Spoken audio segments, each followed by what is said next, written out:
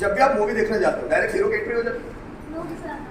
Movie जैसे शुरू होती है ना, पहले बताएंगे कि मूवी किसको समर्पित है, किससे मूवी बनाने वाले को प्रेरणा मिली, मूवी में कौन कौन एक्टर काम कर रहा है, उसमें डायरेक्टर कौन है, प्रोड्यूसर कौन है, सपोर्टिंग एक्टर्स कौन है, सपोर्टिंग डायरेक्टर, सपोर्टिंग प्रोड्यूसर कौन कौन है, फिल्म में कौन कौन सी टीम काम कर रही है, कैमरामैन कौन है, वो सब बताया जाता है। फिर उसके बाद कहानी का बैकग्राउंड देने की कोशिश करते हैं।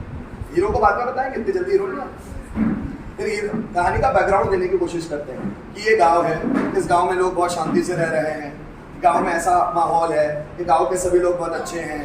अचानक एक विलन आ जाता है, वो चाहता है कि उस गांव में खुदाई करके वहां से सोना निकाले, पर वो सोना निकालने से गांव को नुकसान बहुत ज्यादा पहुंच रहा है।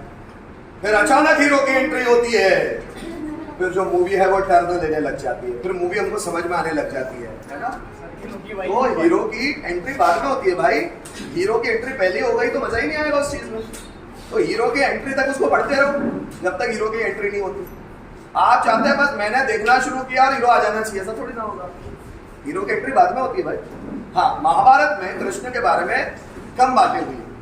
कृष्ण के बारे में कब? अभी तो वो महाभारत का वर्णन करने लगेंगे भाई, महाभारत का वर्णन करने लगेंगे कि महाभारत की शुरुआत कहां से हुई। आपको ऐसा बता देंगे कि महाभारत में देखो कृष्ण ने ये किया, डायरेक्ट बता देंगे? नहीं, महाभारत हुई कैसे, इसकी शुरुआत कैसे थी, ये कहां से होते होते लोगों के मन में कड़वाहट फैली, कौरव पांडव के मन में कड़वाहट कैसे आई, युद्ध के लिए वो प्रेरित कैसे हुए, उनके बीच क्या क्या चीजें हुई, कृष्ण ने का रोल उसमें क्या था, तो वो बीच में आने लगेगा। अचानक कृष्ण आ जाएंगे? जल्दी चाहते हो क्या कि महाभारत पढ़ना शुरू कर दो, कृष्ण पहले आ जाए? नहीं ना भाई, है ना। जैसे आप किसी अपने घर, अपने दोस्त के घर मिलने गए, अपने दोस्त मिलेगा, उनके माँ बाप की एंट्री बाद में होगी, मेन कैरेक्टर बाद में आते हैं, शुरू में थोड़ी ना आ जाते। अगर शुरू में कोई आ जाए तो हीरो कैसा?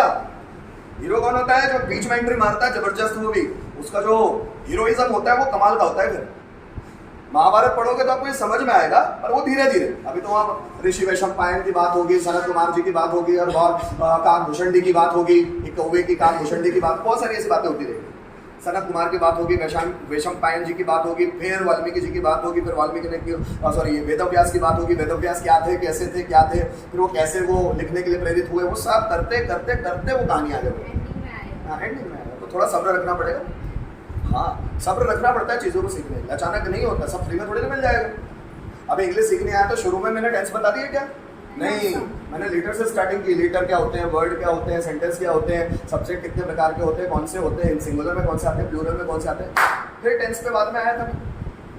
डायरेक्ट टेंस पे आ जाऊँ, समझ में आ जाएगा? नहीं। तो पहले बैकग्राउंड पता होना चाहिए किसी स्टोरी का, तो वो स्टोरी समझ में अच्छे से आती। और कृष्ण उस स्टोरी के केंद्र है, ओरिजिन पॉइंट है। बहुत मजा आएगा पढ़ने में, मैं सच बोल रहा हूँ। मेरे चश्मे से देखो, मेरी आंखों से देखो, कृष्ण हीरो है, और ब्रह्मांड के हीरो है, छोटे मोटे हीरो नहीं। वो कैसे सबको घुमाते हैं अपनी उंगलियों पे, कैसे नचाते हो, देखो आप। पढ़ते जाओगे इतना मजा आएगा ना। तो आप बोलेंगे, मैंने बहुत, कल भी एक लड़का मुझे रात में मिला, मेरा पुराना स्टूडेंट है, वो मुझे बोलता है कि भैया मुझे समझ में नहीं आती कि नॉलेज बढ़ाने के लिए मैं क्या पढ़ूं। मैंने बोला सिर्फ भगवत गीता। बोले समझ में नहीं आती, योग्यता लाओ समझ में। अगर वो पढ़ लिया तो कुछ और पढ़ने की जरूरत पड़ेगी नहीं। वो नहीं पढ़ा और सब कुछ पढ़ रहे हो तब भी अधूरे रहो। तो पहले योग्यता लाओ उसको पढ़ने के लिए, पहले बेसिक चीजें पढ़ना सीखो। जब माइंड में आ गया तो भगवत गीता भी आएगी, सब चीजें आएगी। और वो पढ़ लिया तो फिर कोई क्वेश्चन मुझसे पूछना बचेगा ही नहीं। वो कृष्ण बता देंगे सब, वो कृष्ण मेरे से बेहतर तरीके से बताएंगे। मैं क्या बताऊंगा, मैं तो उनके सामने छोटा सा। वो जब बताएंगे तो बहुत बेहतर तरीके से बताते हैं हर चीज़, उनका बताने का लेवल ही अलग है। मेरे से तो कहीं करोड़ों गुना ज्यादा बुद्धिमान है, मैं तो कुछ भी नहीं, कुछ हजार नहीं। तो मैंने उसको बोला कृष्ण जब समझाएंगे ना तो समझ में आएगी। शुरू में कृष्ण की बातें समझ में नहीं आएगी। कल बताया था मैंने, कृष्ण का लेवल है 23वां, हम यहाँ पर है। हमारी और उनकी कनेक्टिविटी भी बनेगी नहीं ना।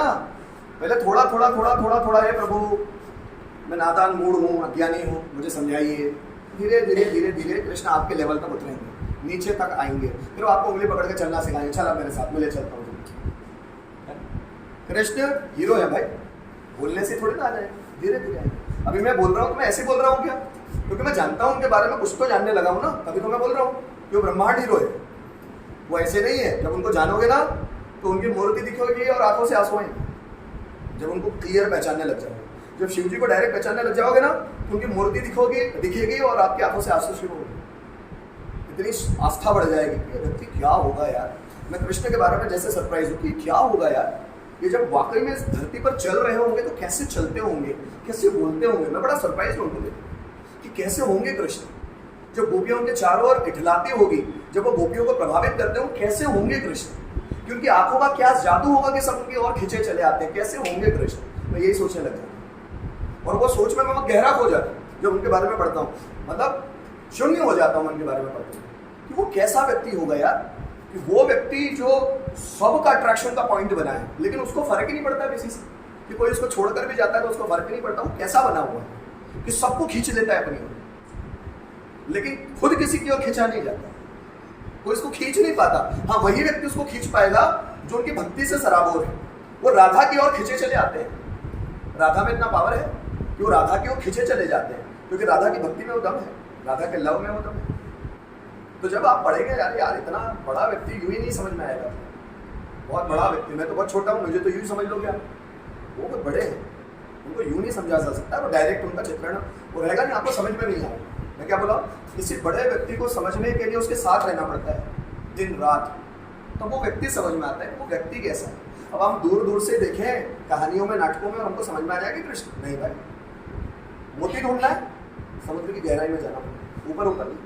भगवत गीता समझना है, अंदर गहराई में जाना पड़ेगा। ऊपर ऊपर पढ़ के कुछ नहीं होगा, अभी तो शुरुआत है भाई। मिलेगा, मोती भी मिलेगा, सब खजाना मिलेगा समुद्र में। कृष्ण वेट कर रहे हैं, कृष्ण से वो वेट करते कि तू एक कदम मेरी तरफ बढ़ा, मैं 2 कदम तेरी तरफ बढ़ाऊंगा, तू बढ़ा तो सही। पर ज्यादातर लोग 1 कदम बढ़ाते हैं, कृष्ण 2 कदम बढ़ाते हैं और कदम पीछे खींच लेते। कदम पीछे मत खींचो, कदम आगे ही बढ़ाओ। आप 1 बढ़ाएंगे, ईश्वर आपके लिए 2 कदम बढ़ाएगा। अब 1 कदम बढ़ाओ, ईश्वर आपके लिए 2 कदम बढ़ाएगा। उस और जाओ जिस और हनुमान जी गए, जिस और सभी भक्त लोग हैं। और भक्त का मतलब ये नहीं कि अंधविश्वासी बन जाना, भक्त